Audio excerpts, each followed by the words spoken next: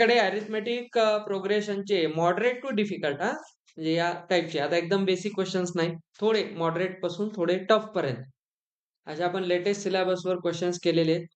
आता तुम्हाला one by one try करायचे आहेत. एका क्वेश्चनला 2 ते 3 मिनिट वेळ असेल.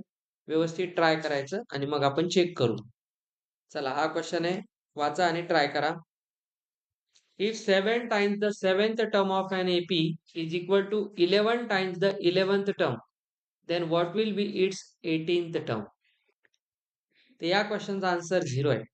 आधी मी तुम्हाला एक याला कसं सॉल्व्ह करायचं हे दाखवेल आणि याच्यानंतर अशा टाईपचा प्रश्न जर MCQ मध्ये आला तर त्याचा आन्सर काहीच न करता 0 लिहायचं. ते कसं ओळखायचं हे पण सांगतो.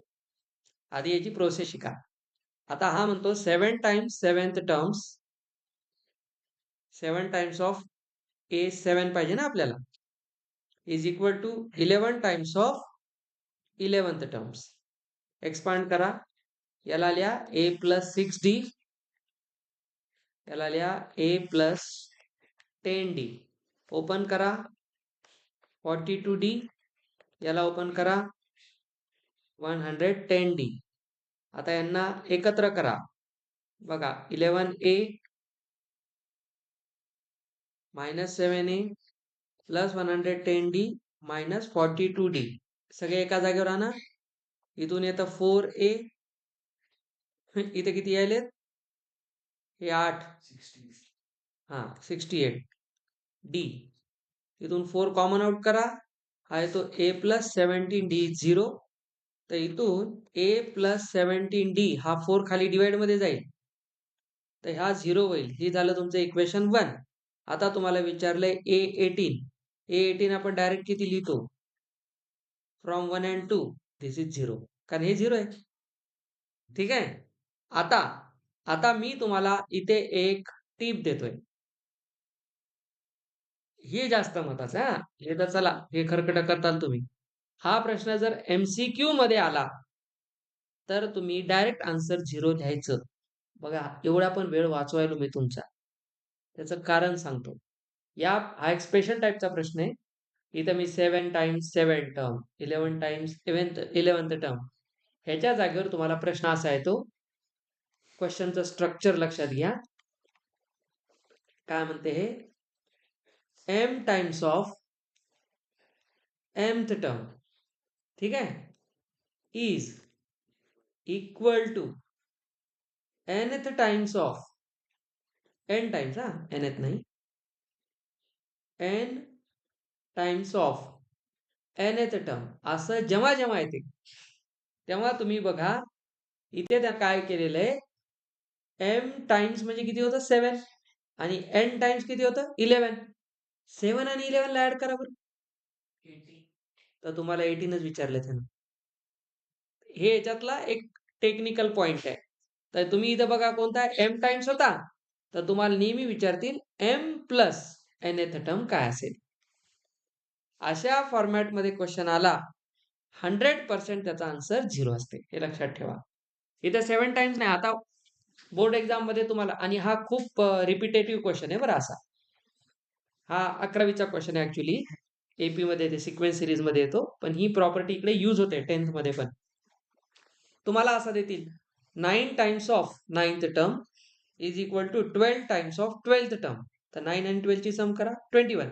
then the 21st term is, त्याचे आन्सर 0च असतात. कारण तुम्ही m आणि n ने रिप्लेस केलं म्हणजे ते जनरलाइज झालं, म्हणजे हे ऍप्लिकेबल आहे कोणत्याही ह्याला. हा फॉर्मॅट डोक्यात ठेवा. आता तुम्ही करून पाहिले, मी मुद्दाम काही बोललो नाही, पण आता हे स्टेटमेंट म्हणून लक्षात ठेवा. हा स्टेट बोर्ड मध्ये प्रश्न आहे आता 10वीला. m टाइम्स n टाइम्स करून दिलेला आहे, त्याचं प्रूफ खूप मोठं आहे. प्रूव्ह दॅट मध्ये जर आला तुम्हाला हा क्वेश्चन आणि तिथं m n लावून दिलं तर मात्र तुमचं डोकं फोडून घ्यायची वेळ आहे, कारण त्याचं प्रूफ बऱ्यापैकी टफ आहे. आता मी तुम्हाला एखाद दिवशी प्रूफ शिकवेल, ह्याचं बिलकुल शिकवेल, ह्याचं प्रूफ आलंही पाहिजे. कारण 4 मार्काला आलं, जर दुसरं काही जमत नसेल तर हेच करायची वेळ येते, तेव्हा आपल्याला 4 मार्क जायला परवडत नाही. ठीक आहे, 1 मार्काची गॅरंटी नसते, 4 मार्क गेलेलं परवडत नाही. त्याच्यामुळे आता तुम्हाला पक्का राहावं लागेल क्वेश्चन्स मध्ये. आगे बढो. हा एक अतिशय जोरदार प्रश्न नेहमी विचारतात. यालाही तुम्हाला 2 ते 3 मिनिट वेळ देईल. Which term of the given AP is it's first negative term. आधी क्वेश्चनला अॅनलाइज करा. हा पण एक खूपदा येणारा क्वेश्चन आहे. तुम्ही नीट बघा. फर्स्ट टर्म 121 आहे, 117, 113 काय होले? डिक्रीज होय. याच्यावरून अर्थ तर कळला की ही टर्म डिक्रीज होऊन झिरोच्या जवळ जाते. झिरो येईल की नाही माहित नाही याच्यामध्ये. आता एखादी टर्म आपण पाहिलं मागे टी काढून बघतो, जर एन काढतो मग त्याच्यात आणि एन जर नॅचरल नंबर आला तर ती टर्म त्या एपी मध्ये असते आणि जर तो इंटिजर नाही आला तर नसते. आता बघा ह्याला करत करत करत झिरो येऊ पण शकतो, नाही पण येऊ शकत, पण झिरोच्या नंतर एक निगेटिव्ह येईलच खालीच जर जात राहिला तर. तर येणारा फर्स्ट निगेटिव्ह टर्म ह्याच्यातली कितवी टर्म असेल असे विचारले. हे बघा 30th, 31st, 32nd, म्हणजे इथं तुम्हाला एन काढायचं आहे. तर कोणत्या नंबरची टर्म याची निगेटिव्ह टर्म असेल ट्राय करा, नाही तर मोजत बसताल 4 न कमी करत करत करत. तसं करू नका, आपल्याला मॅथमॅटिक्स वापरायचे. बघा एपी आहे 121, 117, 113 असं करत करत एखादी निगेटिव्ह टर्म येईल ना याच्यात, कारण ही डिक्रीजिंग एपी आहे. ही आहे डिक्रीजिंग एपी, तर निगेटिव्ह टर्म येणार. निगेटिव्ह टर्मचा सरळ सरळ अर्थ काय असतो? लेस दॅन झिरो. तर हा क्वेश्चन इक्वॅलिटीचा नाही, तर याच्यामध्ये तुम्हाला काय करावं लागते, ह्याची nth टर्म एक निगेटिव्ह टर्म आहे असं ठेवायचं. This is the key part of this question. आता एनचा फॉर्म्युला काय? A plus n minus 1 times d. आता ह्याला तुम्हाला कशाला सेट करायचंय? लेस दॅन झिरोला. लक्ष द्या, काही काही बेसिक रूल्स असतात या क्वेश्चनचे. तुमच्या चुका का व्हायल्यात हे सांगतो. तुझा आन्सर 31st का आले हे पण सांगतो. ठीक आहे. आता ए किती आहे? 121. एन माहित नाही, तोच काढायचा आहे. डिफरन्स कितीचा आहे? -4 आहे. डिफरन्स पॉझिटिव्ह निगेटिव्ह दोन्ही विचारपूर्वक घ्यायचा. आता तुम्ही याला काही करू नका, आधी मल्टिप्लाय करा. बघा हा काय होतोय, -4n झाला आणि +4 होतो. नीट बघा इथे किती येते? -4n + 125. आलं लक्षात? आता तुम्ही याला जर इकडे पाठवलं तर असं होईल, असा होईल, आणि मग दोन्हीकडचा तुम्ही निगेटिव्ह कॅन्सल केला. तू काय केलं सांगतो. तू याचा निगेटिव्ह कॅन्सल केला, मग n लिहिला आणि 125ला तू 4ने डिवाइड केला. तुझी सांगायलो गोष्ट, आणि बघ मी बरोबर सांगायलो का, माझा 25 वर्षाचा अनुभव आहे. 4 त्रिक 12 समथिंग केला आणि इथं काहीतरी आलं आणि तू पाहिलं ह्याच्यापेक्षा लहान, तर इंटिजर 31st होता. तू तेच केला की नाही? 99.99% स्टुडंट तेच करतात. एक छोटीशी चूक झाल्यावर. ती कोणती आहे बघा बेटा. कधीही हा ऐका, आता मेन पार्ट आहे. या क्वेश्चन मध्ये चुका कुठं होतात? जेव्हा तुम्ही दोन साइडचे निगेटिव्ह कॅन्सल करता तेव्हा इनइक्वॅलिटी रिव्हर्स होत असते. निगेटिव्हने जेव्हा मल्टिप्लाय किंवा डिवाइड करतात इनइक्वॅलिटीला, ज्या दोघात इक्वलचं साईन असतं तर तुझं आन्सर करेक्ट होतं, आणि ते किती राहिलं असतं? 31 पॉईंट समथिंगच राहिलं असतं, कारण इक्वल आहे. तर एक गोष्ट लक्षात घ्या, तुम्हाला याचं लॉजिक सांगतो. 3 आणि 5 मध्ये कोण मोठा आहे? 5. पण मी जर दोघांना निगेटिव्ह केलं तर हा मोठा व्हायला. तर कधीही जेव्हा इनइक्वॅलिटी मध्ये आपण निगेटिव्हने मल्टिप्लाय किंवा डिवाइड करतो तेव्हा इनइक्वॅलिटी रिव्हर्स होते. आता तुम्ही दोन्हीकडचा निगेटिव्ह कॅन्सल करताय म्हणजे काय करताय? दोन्हीकडे निगेटिव्ह 1ने मल्टिप्लाय करताय. म्हणून कधीही एक गोष्ट लक्षात ठेवा, अशा क्वेश्चन्स मध्ये जेव्हा तुम्ही निगेटिव्हने मल्टिप्लाय डिवाइड कराल तेव्हा इनइक्वॅलिटी रिव्हर्स करा. तर याला जर तुम्ही मल्टिप्लाय बोथ साइड्स बाय -1 केलं तर हा 4n होईल, हा 125 होईल, पण याचं तोंड इकडे फिरवा तर तुमचा आन्सर करेक्ट आहे. आता n ग्रेटर दॅन काय होतो? असा, म्हणजे ते होतो 31.25 समथिंग. तर सांगा बरं, n तर इंटिजर पाहिजे. 31 पॉइंट पेक्षा जस्ट मोठा इंटिजर कोण आहे? 32 आहे. 31च्या नंतरचा जस्ट इंटिजर मोठा कोण आहे? 32 आहे. अप्रॉक्सिमेटली 32. म्हणून आपला n 30 सेकंड असेल. आता तुम्हाला बोर्डमध्ये हे पण विचारतात, ती टर्म कोणती सांगा. मग तुम्ही या फॉर्म्युल्यात n ला काय ठेवायचा? 32 ठेवायचा. ती तुमची टर्म पण येते. फर्स्ट निगेटिव्ह टर्म जर विचारलं, चला ऍडिशनल. ऍडिशनल आपण या क्वेश्चनला एक्सपांड करू. ती टर्म्स काढा म्हणून सांगितलं. तर एनला काय ठेवा 32. चला ए प्लस एन मायनस 1 31 झाला. Common difference -4. तर 121 मायनस किती आले बघा. त्याची फर्स्ट निगेटिव्ह टर्म -3 आहे. म्हणजे जर तुम्ही याच्या आता खाली खाली खाली गेला 4 स्टेप, तर तुम्हाला पहिला निगेटिव्ह नंबर कोण सापडेल -3. कोणत्या पोझिशनला सापडेल 32nd पोझिशन. समजला. हा बोर्डमध्ये बऱ्याचदा येणारा क्वेश्चन आहे. निगेटिव्ह टर्म सांगा, ही टर्म ह्याला इक्वल आहे सांगा, फर्स्ट टर्म सांगा, एस-एन देतील. आता पुढचा प्रश्न एक आहे, एस-एन देतात, T2 सांगा म्हणतात. अशा टाइपचे क्वेश्चन्स खूप येतात बोर्डमध्ये. चलो आगे बढ़ेंगे. The sum of the first n terms of AP is given by Sn is equal to 3n square plus n. हे जनरल फॉर्म आहे Sn चा. तर त्या AP ची सेकंड टर्म काय असेल सांगा. चलो याचा कॉन्सेप्ट शिका बेटा. कॉन्सेप्ट कधीही कामाला येईल. कधीही तुम्हाला an जर काढायचा असेल आणि काय दिल्यानंतर Sn दिल्यानंतर सम देतात, टर्म विचारतात, अशा वेळेस फॉर्म्युला असतो Sn minus Sn minus 1. n मधून एक कमी करायचा. म्हणजे मला काय काढायची सेकंड टर्म, तर n ला 2 ठेवेल. तर मी काय करेल S2 आणि 2 मायनस 1 किती असते 1.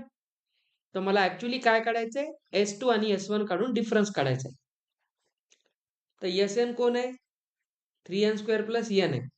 तर इथून मी आधी S1 काढतो, तर n ला 1 ठेवून द्या. तर 3 प्लस 1 किती झाला 4. आणि S2 पण काढा, जिथे जिथे n आहे तिथे 2 ठेवा. तर बघा हे किती झालं 14 झालं. आणि आपल्याला काय काढायचं आहे A2. तर त्याला काय करा S2 minus S1 14 minus 4 that is 10. मुद्दाम आपण MCQ तून जात जाऊ, म्हणजे तुमचे MCQ चुकण्याची जास्त शक्यता असते. समजलं याचा टेक्निक. हा कॉन्सेप्ट डोक्यात ठेवा सगळ्यांनी. आता ज्यांना हे माहित नाही त्यांनी काय करायचं, ज्यांना हे माहित नाही त्यांनी डायरेक्ट n ला एकदा 1 ठेवायचं, एकदा 2 ठेवायचं. S1 हा फर्स्ट टर्म असते, त्याची फर्स्ट टर्म 4च आहे. तुम्हाला जर फर्स्ट टर्म विचारली बोर्डमध्ये तर T1 आणि S1 नेहमी सेम असतात.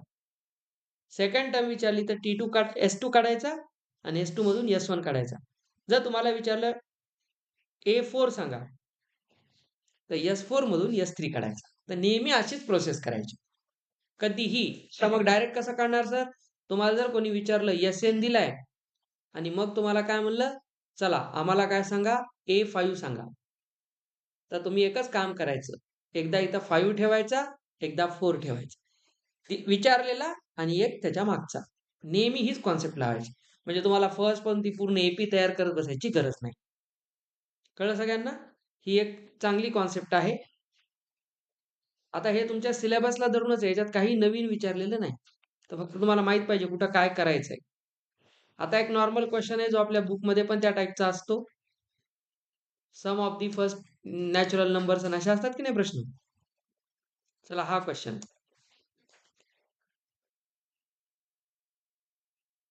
काय म्हणतो पहा question. Find the sum of all natural number between 100 and 200 which are divisible by 3. शिकवलं होतं तुम्हाला असं करा. हा तर एकदम NCERT लेवलचा क्वेश्चन आहे. आपल्याला बिटवीन 100 टू 200 म्हणलेलं आहे. आता 100च्या नंतर 3 ने डिव्हिजिबल नंबर 102 असेल. ठीक आहे. आता 3 ने डिव्हिजिबल म्हणजे 3 चा टेबल बनत जाणार. तर पुढचा नंबर 105 108 असं करत करत लास्ट नंबर 198 येईल. ज्याला लास्ट नंबर डायरेक्ट काढता येत नाही त्याला मी एक टेक्निक शिकवली होती, आठवत असेल तर. हा तर काय करायचं नेहमी लक्षात ठेवा, जो लास्ट नंबर आहे त्याला ज्याने विचारले त्याने डिवाइड करायचं. ठीक आहे. आणि यांचा रिमाइंडर घ्यायचा. आता बघा याला तुम्ही किती ना 66 लिहिता. ठीक आहे. तर रिमाइंडर किती राहतो या केसमध्ये 2 राहतो. तर या 200 मधून तो रिमाइंडर मायनस करायचा. तीच असते तुमची लास्ट टर्म. ज्याला डायरेक्ट लक्षात येत नाही. आता हे कसं आहे 3 असल्यामुळे तुम्हाला पटकन सापडते. डिव्हिजिबल बाय 17 म्हणलं तर 200च्या कोणता आधी नंबर आहे 17 ने डिव्हिजिबल, तिथं डोकं खराब होते. त्याच्यासाठी ही टेक्निक नेहमी लक्षात ठेवायची. आता ही 10वीची टेक्निक आहे. हेच मी JEEच्या स्टुडंटला त्याला मी ग्रेटेस्ट इंटिजर फंक्शन शिकवतो, जिंट फंक्शन शिकवतो. अजून फास्ट आहे ते. पण ते त्यासाठी तुम्हाला आधी फंक्शन शिकावं लागते, त्याचे 8 लेक्चर करावं लागतात. तर लक्षात घ्या या क्वेश्चन मध्ये फर्स्ट आणि लास्ट टर्म आली की हा क्वेश्चन झाला एसएनचा. तर आधी एन काढून घ्या. आधी एनचा फॉर्म्युला लावा. एन काय आहे? A plus n minus 1 into d. D तर 3 असणार. तर लास्ट टर्म काय घ्याल? 198. एन तर काढावंच लागेल तुम्हाला. तर बघा काय ते 102. मी तुम्हाला मागे एक टेक्निक शिकवली होती. याला मल्टिप्लाय करत बसू नका. 198 मधून 102 मायनस करा, 3 ला डिवाइड करा, 1 ला प्लस करा. आठवते? डायरेक्ट एन काढायचं शिकवलं होतं.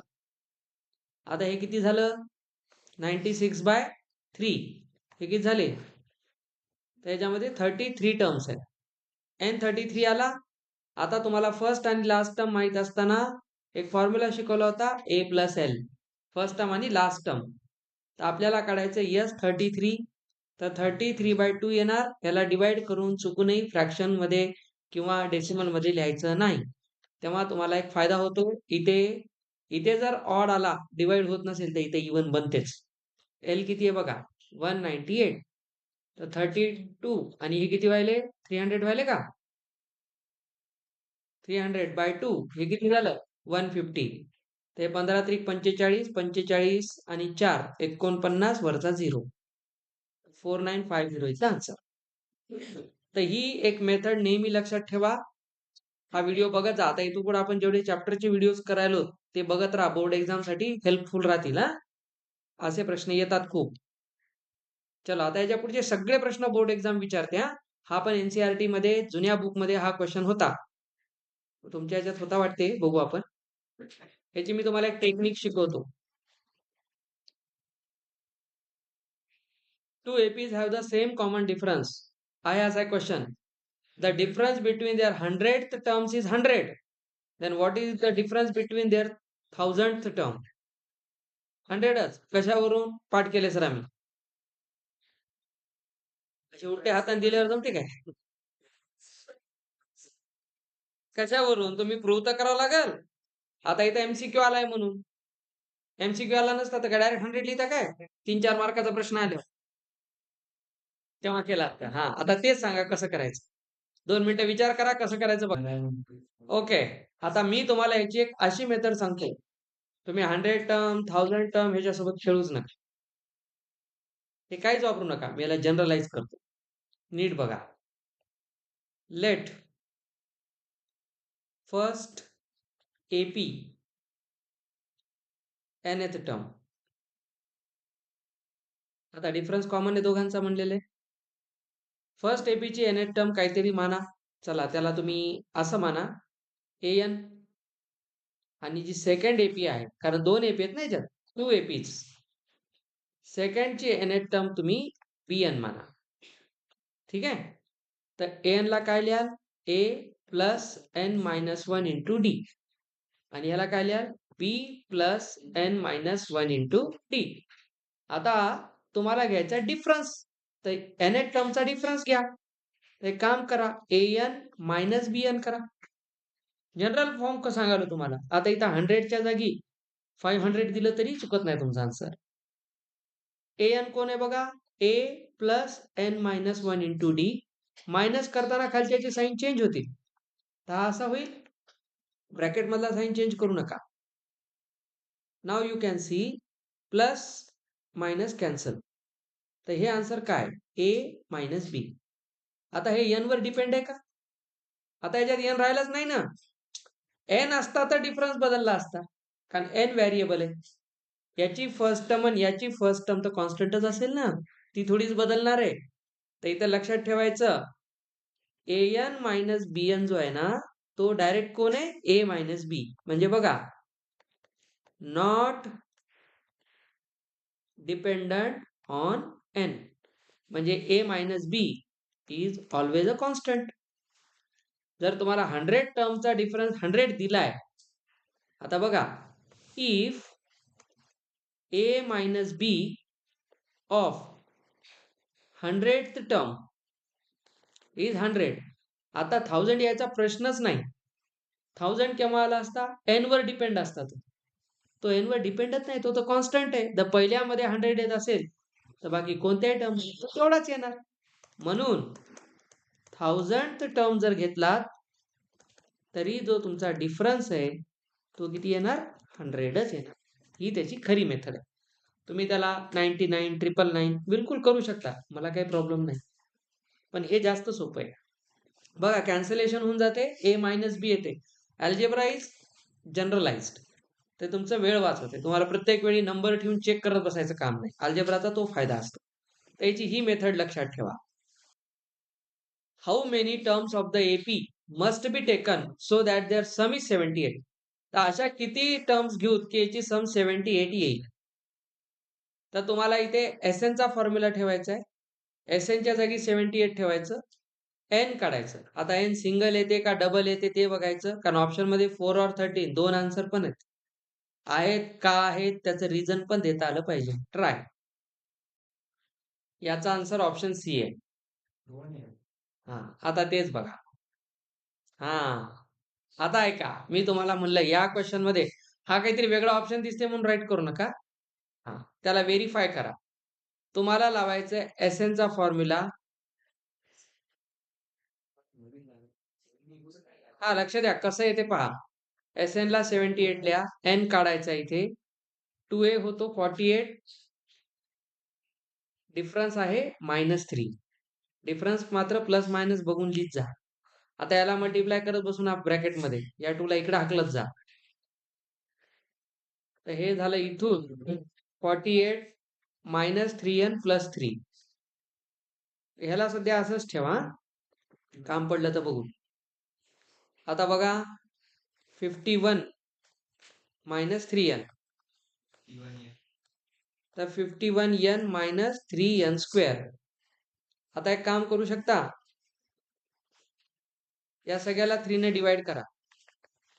इथे 3 ने जर डिवाइड केलात 26 येते. बरोबर. हे 2 इथे 3 ने केल्यावर 17n येते आणि इथे n² येते. या दोघांना इकडे आणा. हा प्लस होईल, हा मायनस होईल आणि इकडे प्लस 58 राहील. 52 झालं. आता 52 चे फॅक्टर -17 आणायचे. क्वाड्रॅटिक आहे. n - 4 n - 13. तर इथून n ची व्हॅल्यू 4 येते किंवा 13 येते. आता n तर पॉझिटिव्ह आहे. आता याच्यात जर एक निगेटिव्ह असता तर रिजेक्ट झाला असता.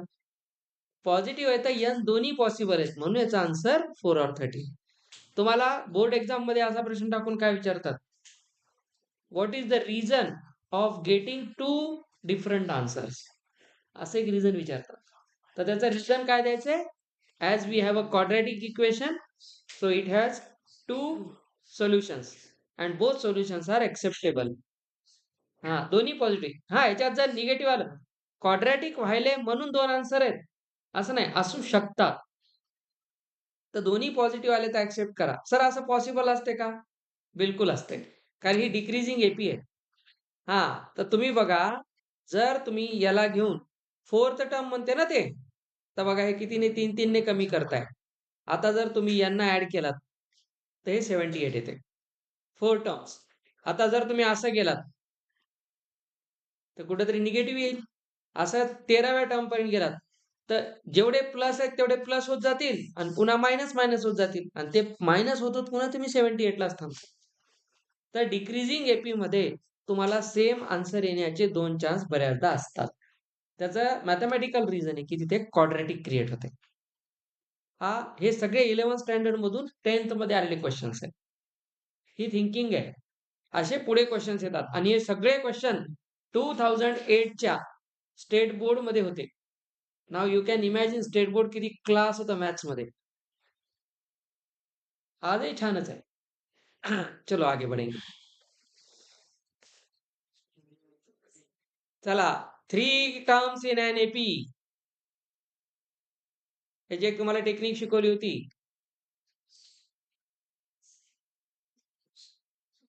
क्वेश्चन काय म्हणतो पहा. The sum of the 3 numbers in an AP is 24 and their product is 440. Find the number. Option पाहून सांगू नका. तुम्ही सांगताल त्याला काय अर्थ नाही. एमसीक्यू तसा येणार नाही प्रश्न. तुम्हाला सॉल्व्ह करायला लावतील. त्याची प्रोसेस बघा. तर तुम्हाला एक हिंट देतो. चला हा क्वेश्चन मी सांगतो, लक्ष द्या. कारण तुमचा वेळ जाईल, मला पुन्हा सांगायला होईल. आता हे टॉप 10 क्वेश्चन्स आहेत, बोर्ड एक्झामसाठी असे खूप येतात. हिंट कधी लक्षात ठेवा, जेव्हा तुम्हाला एपी मध्ये 3 टर्म्स विचारतील. सर आम्हाला माहिती आहे फर्स्ट टर्म ए असते, मग ए प्लस डी असते, मग ए प्लस 2d असते. असं घेतलं तर काय व्हायले? काहीच होत नाही. येते उत्तर येते. तुम्ही पहिल्यांदा कंडिशन काय लावाल? बघा मी एनालिसिस शिकवायलो. तिघांची सम 24 कराल. तर इथून तुम्हाला 3a मिळेल आणि एक 3d मिळेल आणि मग 24 मिळेल. 3 ने डिवाइड करून काय मिळेल? a प्लस डी आणि इथे किती आहे? 8. एक इक्वेशन मिळेल. मग खरं काम कुठे आहे माहिती आहे? या तिघांचं प्रोडक्ट. यू कॅन सी इथे तुम्हाला एक क्युबिक इक्वेशन मिळते आणि मग मात्र आपलं डोकं खराब होते. तर कधीही 3 टर्म्स मग हा क्वेश्चन सॉल्व्ह होईल की नाही? हाच नाही, याचे आजोबा पण सॉल्व्ह होतील. तर नियम लक्षात घ्या. असे क्वेश्चन करताना 3 टर्म्स आपण ज्या मानलेल्या आहेत that is the basic problem. कधी एपी मध्ये 3 कन्झिक्युटिव्ह टर्म्स अशा मानायच्या नाही. ठीक आहे. तर 3 टर्म्स मानण्याची तुम्हाला एक टेक्निक सांगतो. ए मायनस सॉरी उलट केलं मी. पहिली टर्म काय म्हणायची? ए मायनस डी. दुसरी काय म्हणायची? ए. आणि तिसरी म्हणायची ए प्लस डी. बघा याचा कॉमन डिफरन्स डी आहे. बघा डी ने वाढत चालले की नाही? इथे प्लस डी केलं तर इथं 0 झाला आणि इथं ए राहिला. ह्याच्यात प्लस डी केलं की आलं. म्हणजे ही कोणती एपी आहे? डिफरन्स प्लस डी असलेली. असं लिहिता येते का? बिलकुल लिहिता येते. कुठल्याही एपी मध्ये तुम्ही जर नीट पाहिला तर आमच्या 3 टर्म्स काय होत्या? याच होत्या ना? सांगा ह्याच्या आधीची टर्म काय असायला पाहिजे? ए मायनस डी. आता तुम्हीच विचार करा. 3 टर्म मी अशा घेतल्या तर काय प्रॉब्लेम आहे? हेच आहेत किती. ते असे घेण्यापेक्षा हे घेतल्यावर फायदा काय व्हायला कळलं का? तिघांना ऍड करता तेव्हा डी कॅन्सल व्हायला. डायरेक्ट ए मिळतो. तुम्हाला 2 इक्वेशन बनवायची गरज नाही.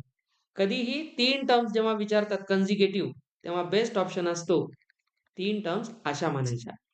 हे तुमच्यासाठी एक गोल्डन ऑपॉर्च्युनिटी आहे क्वेश्चन सॉल्व्ह करायची. चला आता पहिली कंडिशन काय? तिघांची सम किती आहे? 24. बघा डी कॅन्सल झाला, 3a झाला 24, a झाला 8. मागच्या क्वेश्चन मध्ये a प्लस डी आलं होतं. 2 व्हेरिएबल झाले होते. कधी अल्जेब्रामध्ये मिनिमम व्हेरिएबल ठेवायचे, खेळायचं नाही. काय सर एक तर आलं तर एकानं तुमचं पूर्ण खानदान आठवते एवढे खतरनाक क्वेश्चन बनतात. व्हेरिएबल कमीत कमी ठेवायचे. हे झालं तुमचं पहिलं काम. आता काय म्हणते? Product. Product A minus D A A plus D कितना है प्रोडक्ट? 440. सर इथे अवघडच व्हायलंय की ए क्यूबच व्हायलंय. ए क्यूब होत नाही. तुम्ही या दोघांना नीट बघा. A minus d a plus d is a square minus d square. तर ही आयडेंटिटी पण यूज होते. तर प्रोडक्टच्या क्वेश्चन मध्ये हा फायदा असतो. तर ह्याला काय लिहाल? A minus d a plus d असं लिहा. तर याला क्लब करा. तर ए इंटू काय येतंय? ए स्क्वेअर मायनस डी स्क्वेअर. आता एला तुम्ही 3 ठेवून द्या, 8 ठेवून द्या. ए काढलाय ना आपण. तर 8 इथं आला 64 डी स्क्वेअर आणि इथं काय आलं? 40. आता तुम्ही याला काय करा? 64 मायनस डी स्क्वेअर 440 राईटने डिवाइड करा. तर बघा 8 पंचे 40 उरले 4 40 55. ठीक आहे. आता तुम्ही पहा 64 मायनस डी स्क्वेअर बिकम्स 55. तर डी स्क्वेअर काय व्हायलाय? 64 मायनस 55. तर इथं 9 आला म्हणजे डी आला प्लस मायनस 3. इथे एक मोठा धोका असतो. तुम्ही डायरेक्ट स्क्वेअर रूट घेऊन 3 लिहितात. प्लस मायनस 3 लिहायचा. ती एपी प्लस डिफरन्सची पण राहू शकते, मायनसची पण राहू शकते. त्याला 2 पॉसिबल आन्सर आहेत. ए ची व्हॅल्यू फिक्स आहे पण डी ला 2 व्हॅल्यू आहेत. तर याला असं करायचं. जर तुम्ही ए ला काय मानलं? 8 आणि डी ला मानलं प्लस 3. तर बघा तुमच्या या 3 टर्म्स मध्ये एपी काय म्हणेल? सर ए मायनस डी 5 झालं. ए कोण आहे? 8 आणि ए प्लस डी किती झालं? 11. बघा 3च्या डिफरन्सने एपी बनली. तर ही झाली तुमची एपी. हे झालं जर तुम्ही डी ला प्लस 3 मानलं तर. आणि जर तुम्ही ए तर फिक्स आहे, आता डी ला तुम्ही इथं काय म्हणलं? मायनस 3. तर बघा तुमची इथं मायनस मायनस प्लस होईल. तर इथं काय होणार आहे? 8 प्लस 3 होईल. दिसते? तुम्ही नीट बघा ही एपी रिव्हर्स होईल. मधली टर्म तर तीच राहील आणि 8 मायनस 3 होईल. तर इथे किती व्हायले 11 8 5. सर दोन्ही पण एकच आहे की नाही, ही असेंडिंग आहे ही डिसेंडिंग आहे. तर तुम्हाला 3 टर्म्स पॉसिबल 2 आन्सर असतात. आता इथे तुम्हाला कोणता आन्सर मॅच व्हायले फर्स्ट वाला, म्हणून ऑप्शन 1 इज आन्सर. कळलं तुम्हाला? अशा प्रश्नात, आणि हा क्वेश्चन एमसीक्यू मध्ये येत नाही. तर इथं आला एमसीक्यू का येत नाही, मोस्ट केसेस मध्ये याला 2 आन्सर असतात. तर हा मल्टी करेक्ट मध्ये जाईल. ठीक आहे. आणि दुसरी गोष्ट, मुलं याला डायरेक्ट ऑप्शन पाहून आन्सर सांगतील. तो धोका जास्त आहे. ते सॉल्व्ह करणार नाहीत. ते तर म्हणतील अरे आपले तो मजा हो गया, फुकट में मिल गया. तर तसं नाही करायचं. तर ह्याची ही टेक्निक लक्षात ठेवा. एपीच्या 3 टर्म बघा, आजच्या आजच तुम्ही 2-3 नवीन गोष्टी शिकलात. हा फायदा असतो एक्स्ट्रा प्रॅक्टिस करण्याचा, म्हणून क्लास नाही बुडवायचा. ऐन वेळेस परीक्षेत असं येईल जे तुम्ही इथं बुडवलेलं असेल, मग नंतर अरे हो सरनं ते घेतलं होतं मीच नव्हतो. हा हा फील वाईट असतो. हा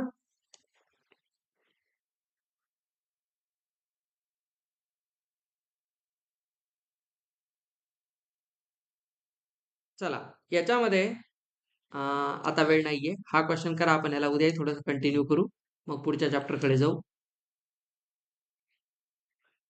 find the 11th term from the last term. ह्याच्यासाठी एकच सांगतो, एपी ला रिव्हर्स करून घ्यायचं आणि मग क्वेश्चन सॉल्व्ह करायचं. ह्याची हिंट सगळ्यात चांगली तीच आहे. पहा, तुम्हाला काढायचे 11th टर्म.